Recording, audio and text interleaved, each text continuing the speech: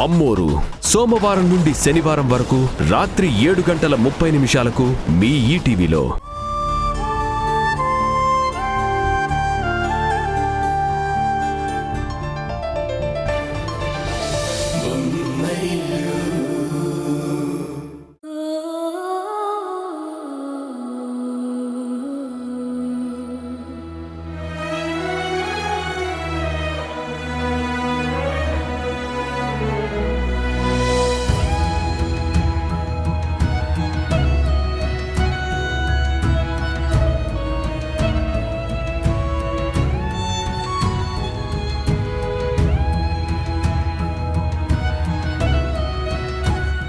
ఏంటి ఉషా, ఎంత ఆపుదామనుకున్నా ఆగని కన్నీళ్లని మాకు కనిపించకుండా దాస్తున్నావా? కన్నీళ్లు చాలా విలువైనవి. అవి మన మనసుని కడిగేస్తాయి అంటారు. అలాగైనా నీ మనసు కొంచెం తేలిక పడితే అంతే చాలు. గుండెల్ని పిండేసే ఈ బాధను ఈ కన్నీళ్లు కూడా తగ్గించలేకపోతున్నాయి అత్తయ్య.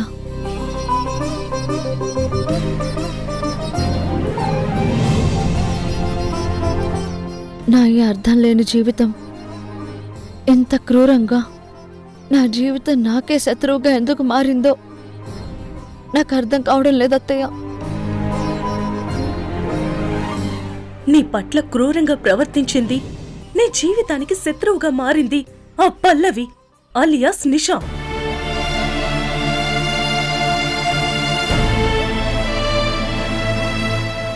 తనే నీ కాపురంలో నిప్పులు పోసింది, నీ సంసారాన్ని నాశనం చేసింది.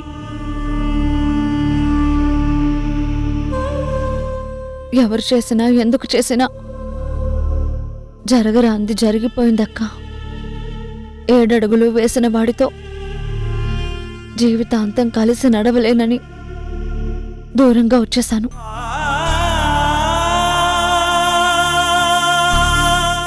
మూడు ముళ్ళు వేసిన వాడితో నీతో కలిసి బతకలేనని తెగేసి చెప్పి వచ్చేశాను. అగ్ని సాక్షిగా తాళి కట్టిన వాడితో పంచభూతాల సాక్షిగా నువ్వు నాకు వద్దని చెప్పి వచ్చేశాను. కిరణ్ చేసింది తప్పే, కానీ కిరణ్ కళ్ళను కప్పి ఆ తప్పుని వెనక నుంచి నడిపించింది మాత్రం ఆ నిషాని.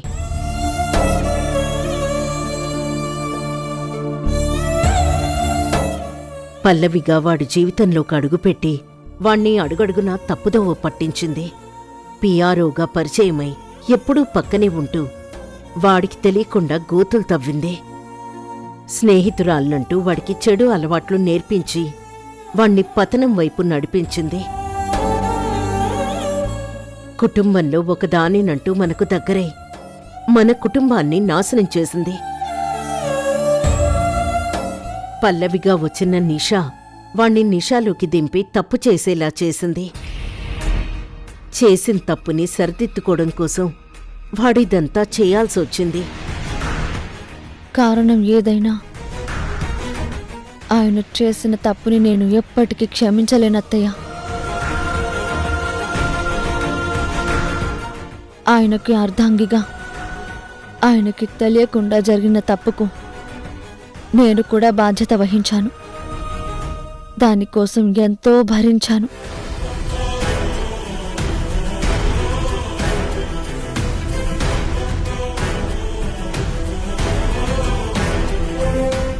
కానీ ఒక్కటి మాత్రం నిజం అత్తయ్య, ప్రతి మగాడి జీవితంలోకి ఎంతో మంది నిజాలు వస్తూ ఉంటారు. వాళ్ళ జీవితాన్ని నాశనం చేయాలని చూస్తూ ఉంటారు.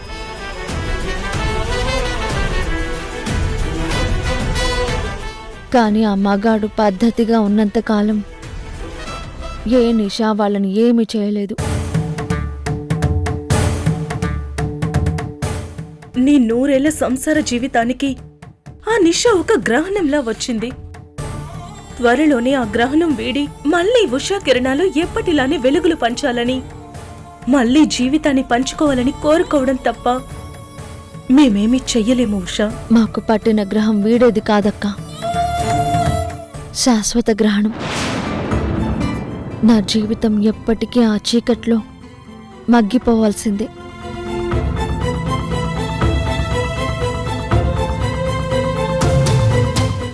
ఒక ఆడదానిగా నీ బాధను అర్థం చేసుకోగలను కానీ ఆ స్థానంలో ఉండి భరించలేను.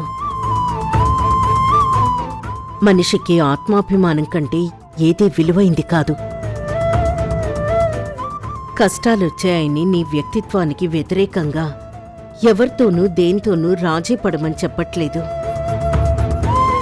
కానీ పరిస్థితిని అర్థం చేసుకోమని అడుగుతున్నాను. బాధపడుకో. అమ్మా,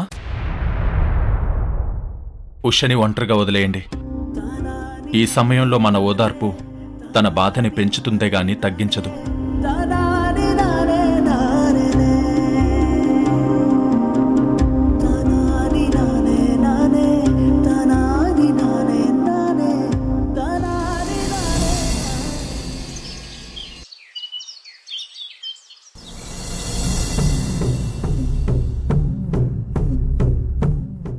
మూడు ముళ్ళ బంధాన్ని నేను శాశ్వతంగా దూరం చేసుకుంటున్నాను.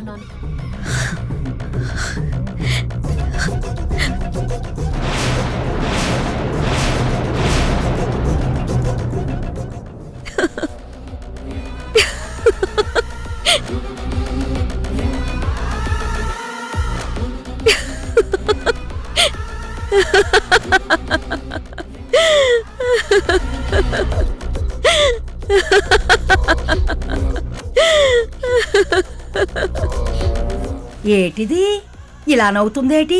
వ్యాపారంలో నట్టు వచ్చి పిచ్చిగాని పట్టినదా ఏటి?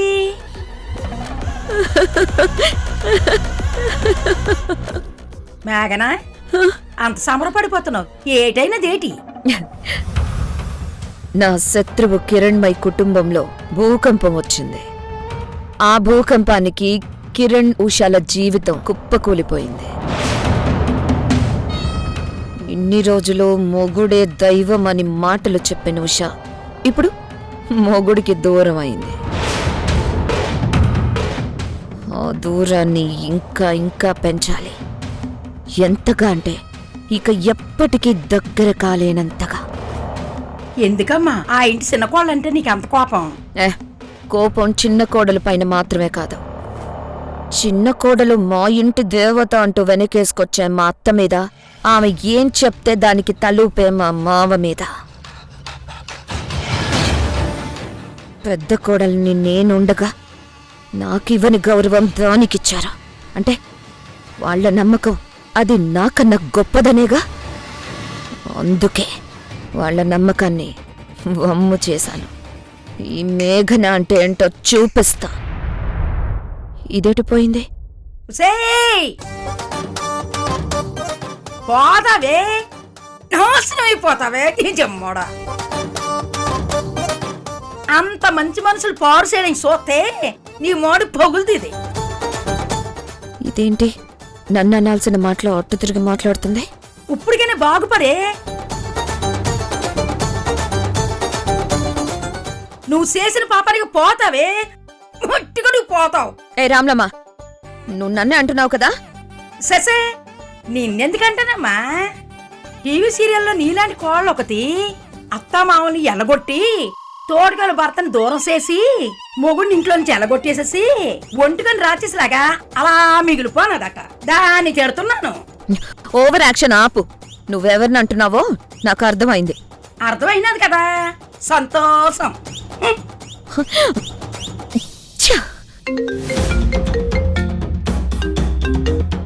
Hello daddy. ఆ తరుణ్గాడు తప్పించుకుని వచ్చాడన్నావు, ఏం జరిగిందమ్మా? పెళ్లి పూర్తయిందా? ఇంకెక్కడ పెళ్లి? వాడు తీసుకొచ్చిన సాక్ష్యాలు చివరికి కిరణ్ కంటపడ్డాయి. పల్లవి అని నిషా అని వాడు గుర్తుపట్టేశాడు. దాంతో పెళ్లి ఆగిపోయింది. ఓ,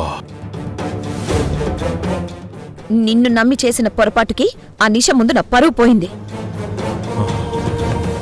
నా పైన ఎన్నో హోప్స్ పెట్టుకున్న తనకి కిరణ్తో పెళ్లి చేయలేకపోయాను.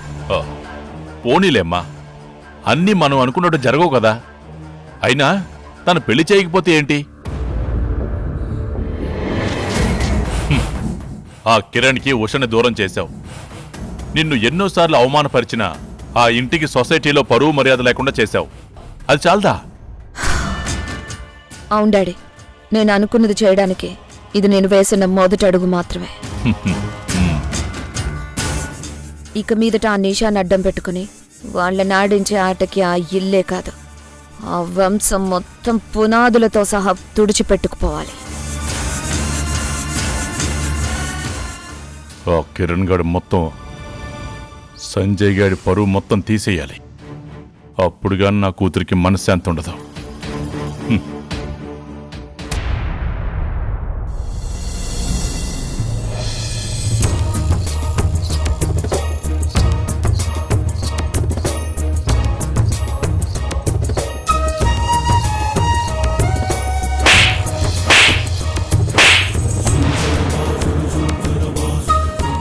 ఇంకా ఎంతకాలం ఈ నాటకాలు ఆడతావు నిషా?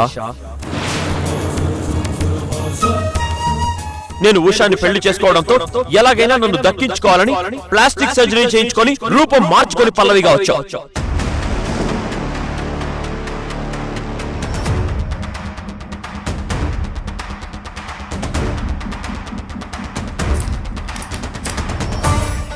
నిషా, ఇంకా జరిగిన దాని గురించి ఆలోచించి బుర్ర పాడు చేసుకోకు నిషా. ఆలోచించి ఆలోచించి నీ మైండ్ కూడా అలసిపోయి ఉంటుంది. అది అలసిపోయినా సరే నా ఆలోచనలు ఆగవు మమ్మీ. నేను అనుకున్నట్టు అన్ని సక్రమంగా జరుగుంటే ఈ పాటికి కిరణ్తో తాళి కట్టించుకుని 3 ముళ్లతో 7 అడుగులు వేసేదాన్ని. పారాణితో వేసిన ఆ అడుగులు ఆరక ముందే ఉషని ఇంటి నుండి గెంటేసి కిరణ్ భార్యగా లైఫ్ లాంగ్ హ్యాపీగా ఉండేదాన్ని. కానీ ఇప్పుడంతా మారిపోయింది. నేను కన్న కలలన్నీ చెదిరిపోయి నా బ్రతుకు బూడిదైపోయింది. దీనంతటికీ కారణం ఆ తరుణ్. అందుకే ఆ తరుణ్ణి మాత్రం అంత ఈజీగా వదిలిపెట్టను. నా పేరు వింటే వణుకు పుట్టేలా చేసి ఈ నిష అంటే ఏంటో చూపిస్తా.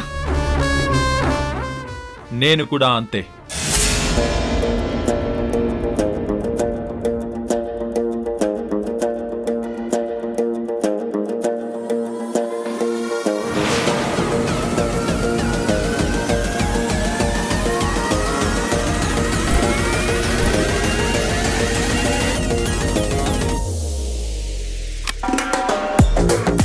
నిన్ను అస్సలు వదిలిపెట్టను.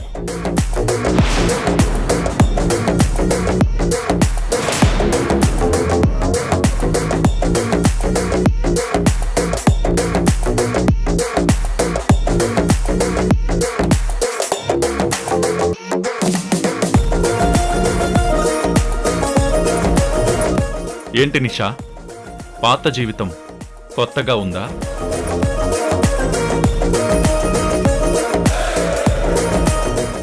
పల్లవిగా అందర్నీ మేనేజ్ చేసిన నువ్వు నాకెలా దొరికిపోయానని ఆలోచిస్తున్నావు కదా?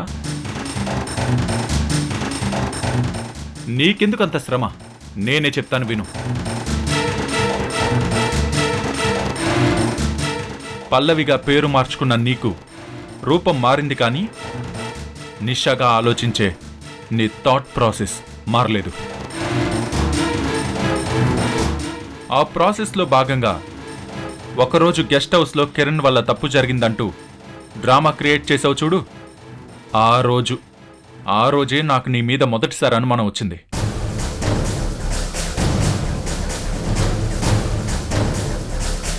ఆ అనుమానం పక్కన పెట్టి తిరిగి నా పనుల్లో ఉన్న నేను ఒకరోజు ఎంక్వైరీకి మీ ఇంటికొస్తే నిషా అమెరికాలో ఉందంటూ మీ పేరెంట్స్ నాకు అబద్ధం చెప్పారు.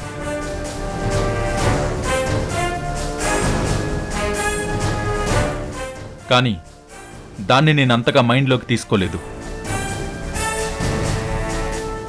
కిరణ్ లైఫ్లోకి పిఆర్ఓగా వచ్చిన నువ్వు నీకు ఎవ్వరూ లేరంటూ అందరికీ చెప్పి సడన్గా ఒకరోజు మీ అమ్మ స్వర్ణతో షాపింగ్ మాల్ బయట ఎదురయ్యావు చూడు. అప్పుడు నా అనుమానం బలపడింది.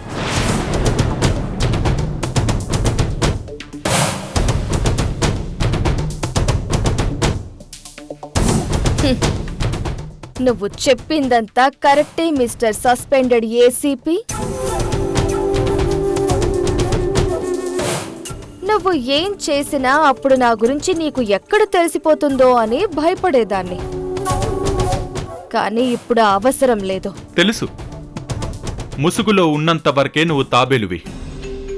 ఒక్కసారి ముసుగు తీసేస్తే ఆ తాబేలుని సైతం మింగేసే క్రూరమైన ముసలివని నాకు బాగా తెలుసు.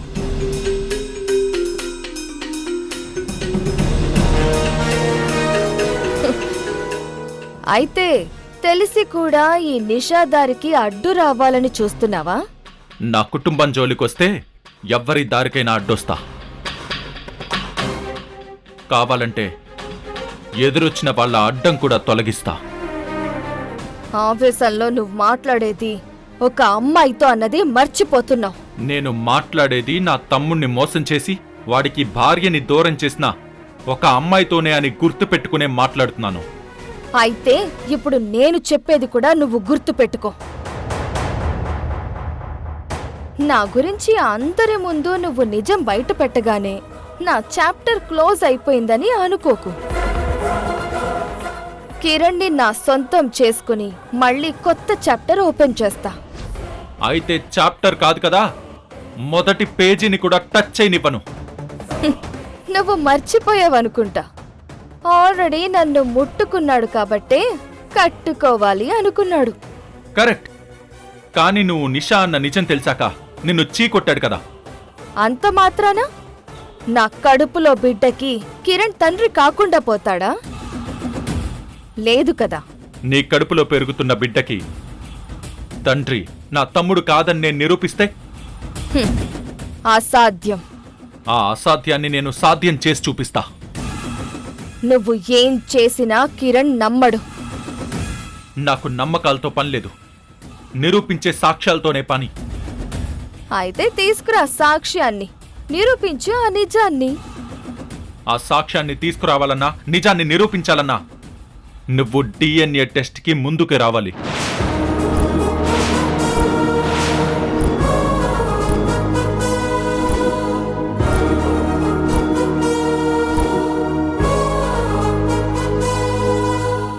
ఏంటి, షాక్ అయ్యావా? కడుపులో ఉన్నది కిరణ్ బిడ్డ కాదన్న నిజం బయటపడుతుందని చెప్పి భయపడుతున్నావా?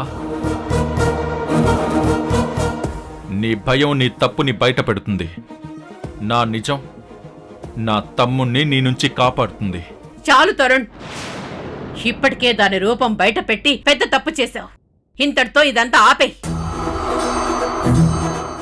ఆపడానికి ఇది నీ కూతురు మొదలుపెట్టిన ఆట కాదు, నేను మొదలుపెట్టిన వేట. ఏంటి, అర్థం కాలేదా? మీ కూతురు కనపడట్లేదు అని నా స్టేషన్కొచ్చి మీరు కంప్లైంట్ ఇచ్చింది మర్చిపోయారా?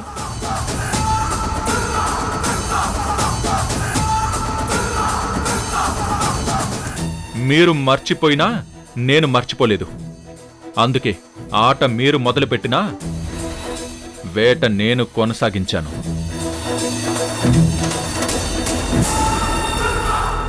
మీరిచ్చిన కంప్లైంట్ని సాల్వ్ చేసి మీ కూతురు నిషాని తిరిగి మళ్ళీ మీ కళ్ళ ముందు నిలబెట్టాను.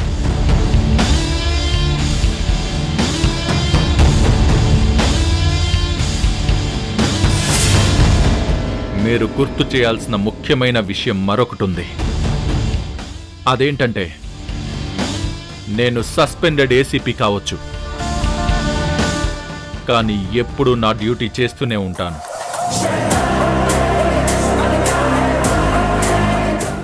తప్పు చేసింది ఎవరైనా తప్పక పట్టుకుంటాను.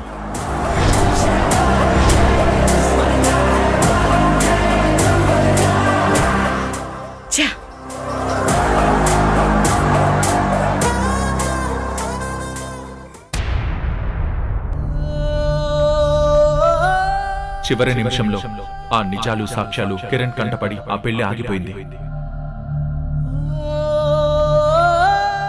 ఆ పల్లవి ఎవరో కాదు, నిషా. నిషా ప్లాస్టిక్ సర్జరీతో రూపం మార్చుకుని పల్లవిగా మన మధ్యలోకి వచ్చింది.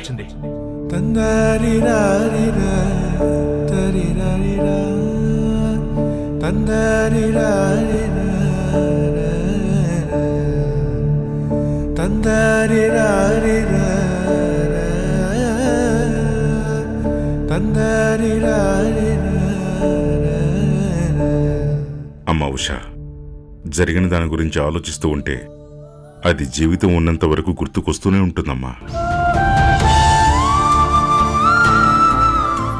మనం ఎప్పుడైతే ఆలోచన ఆపుతామో అప్పుడే ఆ బాధ కూడా ఆగుతుంది. అందుకే నువ్వు వీలైనంత తొందరగా నీ మనసు మార్చుకుని ఆ బాధని మర్చిపోవాలమ్మా. అంత తేలిగ్గా ఎలా మర్చిపోగలను మావయ్య? వంటికి తగిలిన గాయం అయితే చిన్న నొప్పితో పోతుంది. ఇది గుండెకి తగిలిన గాయం. మారడానికి సమయం పడుతుంది. నీ బాధ సహించలేనిదే అయినా నీకున్న సహనానికి అది సద్దుమణుగుతుందమ్మా. అందుకే నువ్వు ఈ బాధ నుంచి బయటపడాలంటే ముందు నువ్వు మామూలు మనిషిగా మారాలి.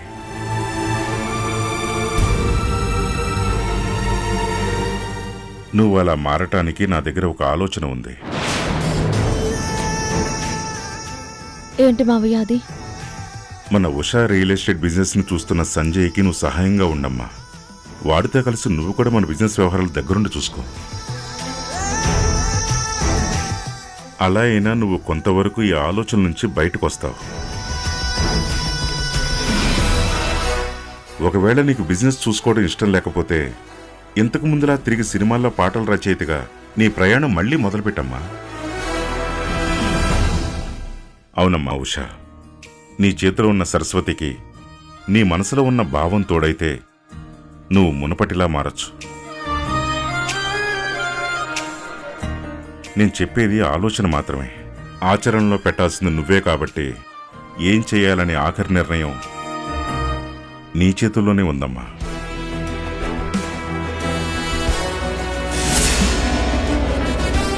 నేను చేసిన తప్పులకి ప్రతి నిమిషం నేను శిక్ష అనుభవించాల్సిందే.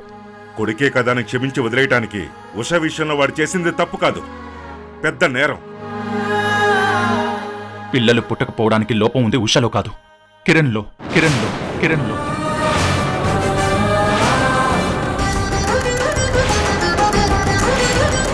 నీకు నాకు సంబంధం లేదేమో కానీ నువ్వు చేసిన తప్పుకి నా కడుపులో బిడ్డతో తండ్రిగా అనుబంధం ఉంది కదా. మరి లోపం కిరణ్లో ఉంటే నిషా ఎలా గర్భవతయింది? నేను ప్రాణంగా ప్రేమించే ఉషని నాకు దూరం చేసావు.